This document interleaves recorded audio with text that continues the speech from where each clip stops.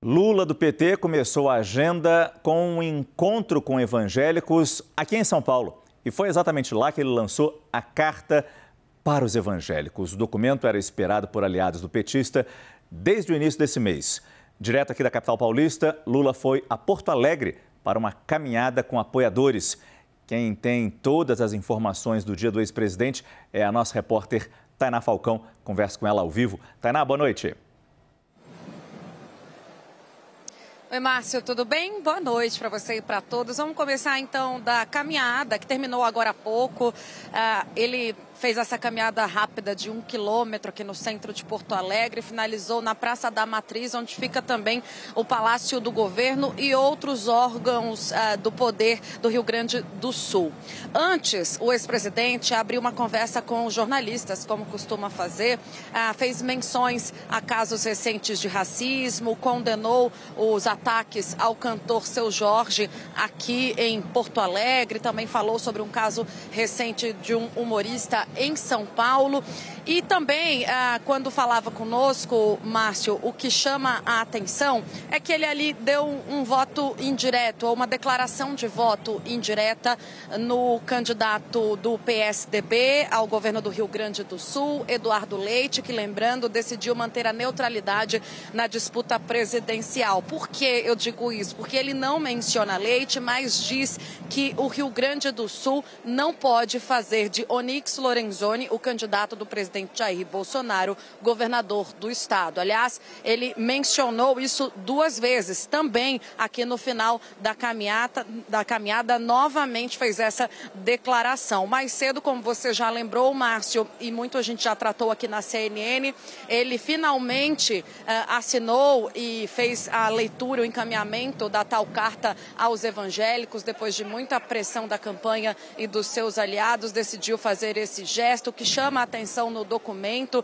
é novamente Lula esclarecendo sobre informações falsas que circularam, dizendo que se ele voltasse a governar, igrejas seriam fechadas. Lula também reafirmou que é contrário ao aborto e destacou ali que vai trabalhar por valores da família. Eu perguntei se uma carta parecida está a caminho também, uma sinalização semelhante ao agro, e ele respondeu novamente que não dá para fazer gesto parecido para todos os setores da economia. Diz que Geraldo Alckmin é quem vai manter o diálogo com esse setor. Eu volto com você, Márcio. Muito obrigado, Tainá Falcão, que falou com a gente ao vivo de Porto Alegre. Vamos ver então um trecho da fala do ex-presidente Lula nesse evento para os evangélicos. A família, para mim, é uma coisa sagrada. E quando eu vejo as pessoas colocarem em dúvida a nossa relação e o nosso respeito com a família, eu fico ofendido. Eu quero dizer para vocês que eu não considero um pastor que mente pastor. Não considero.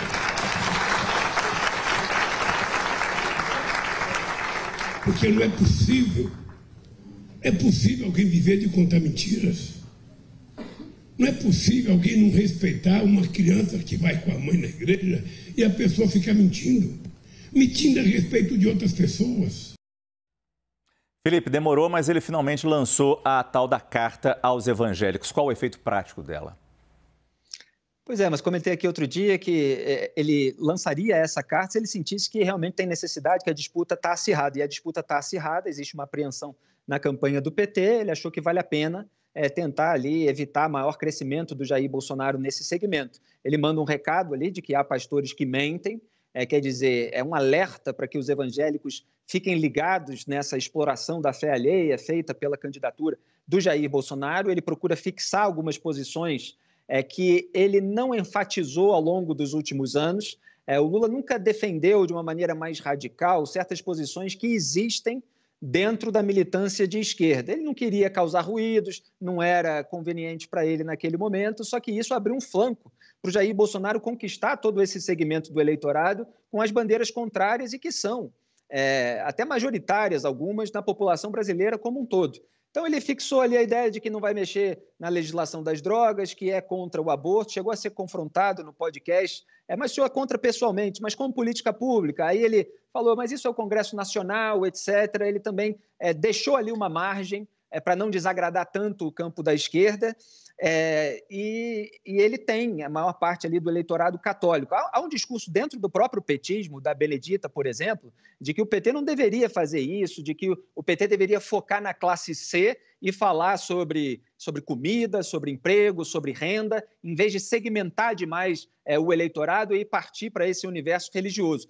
Então, assim, o Lula tem o discurso contrário à exploração da fé, ele aponta a mentira dos pastores, ao mesmo tempo em que ele se direciona a esse segmento. Então, há um pouco de contradição, há um pouco de preocupação com conveniência de última hora, que às vezes pode ser mal visto, mas há uma mobilização. E aí fica, claro, para cada evangélico ali, ver quem conquista a sua mente e o seu coração para a hora do voto. Vamos falar muito dessa carta aos evangélicos, os nossos analistas também, assim como com o Felipe, mas Felipe nos traz um ponto importante, o acirramento da disputa eleitoral. Lula faz esse aceno aos evangélicos, ao mesmo tempo que foi para onde? Foi para o sul do Brasil, tentando evitar que a distância, que já é grande em relação a Jair Bolsonaro, cresça, que ele possa reduzir pelo menos um pouco essa diferença em relação ao seu adversário, o candidato à reeleição, Jair Bolsonaro. E, enquanto isso, o PDT, que se juntou à campanha de Lula neste segundo turno, busca uma declaração de Ciro Gomes. Essa informação é do analista da CNN, Leandro Rezende. O PDT tenta convencer Ciro a voltar à cena política nessa reta final para fazer uma declaração não a favor de Lula, aparentemente seria impossível, mas anti-Bolsonaro. Desde o fim do primeiro turno, Ciro está em Fortaleza e não fez manifestações públicas. O partido quer que Ciro fale aos eleitores contra a abstenção e para não anular o voto. Yuri, eu começo com você agora. Será possível ter esse gesto de Ciro Gomes? Se fosse para apostar um Guaraná, eu apostaria que não. Eu acho que não, porque... Caio aposta bem mais que um Guaraná. Cara, mas o Caio aqui... O contrato do Caio é um pouquinho melhor, né? Mas enfim. Mas eu acho que é difícil, né, Márcio? Porque a gente sempre falou isso ao longo do primeiro turno, toda essa questão de Ciro Gomes com o PT e mesmo com Lula... Não é só uma questão política, se tornou até uma questão pessoal. Se tornou uma divergência que vai além da discordância política. Passou a tem um aspecto de ressentimento, de rancor, em função do que aconteceu em 2018, em função do fato de que se Lula não estivesse nessa disputa, talvez Ciro Gomes pudesse ser essa força o candidato que pudesse tentar unir as oposições. Então tem uma série de aspectos nisso.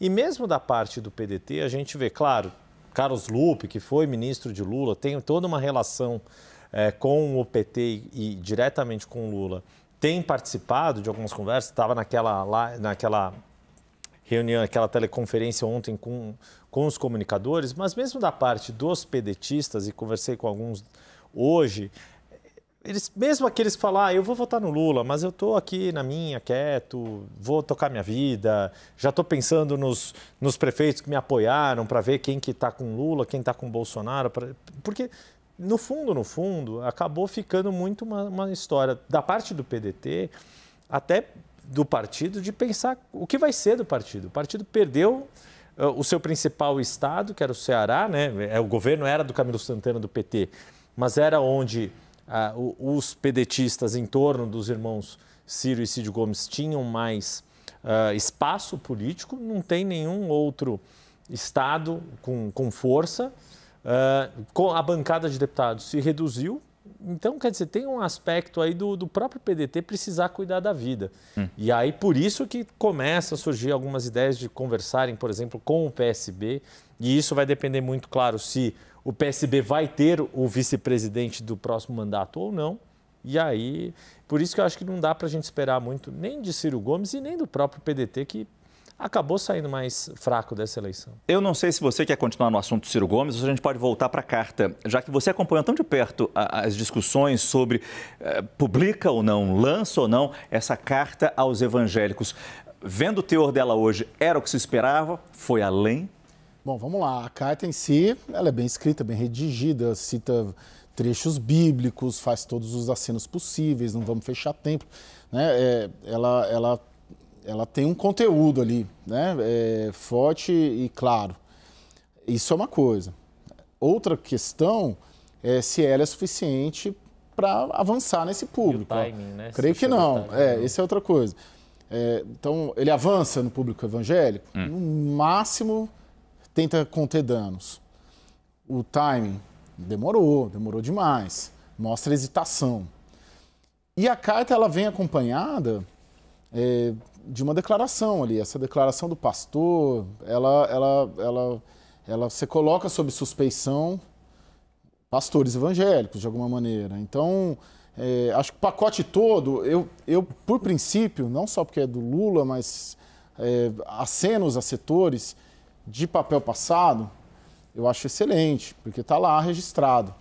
Ainda mais numa indústria política de fake news que a gente vive, que daqui a pouco é imprevisível. O que vai ter amanhã? Qual que é a fake news de hoje à noite? E nessas questões religiosas, de comportamento, elas são muito intensas.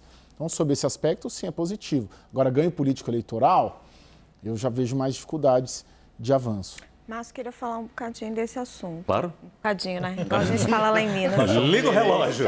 Liga o relógio. Vamos nessa, vamos. Eu fiquei acompanhando todo o evento de manhã pela internet e eu acho que tem um aspecto emocional aí que a gente também não pode ignorar. A Marina Silva, quando ela fala no começo, ela tenta dar um certo conforto ao Lula para estar ali, para estar colocando aquela carta. Ela fala, eu sei que você está... Ela não usa exatamente essas palavras, mas foi esse o sentido. Eu sei que você está incomodado, que pessoas que estiveram com você quando você assinou tantas leis para esse segmento agora te criticam, mas faça como Jesus Cristo, dê outra face. Ela usa essa metáfora. E ele reclama na fala dele, né? Eu concorri em tantas eleições, meu problema é que eu já fui em eleições demais. Então, a gente sabia que ele estava muito resistente a fazer essa carta.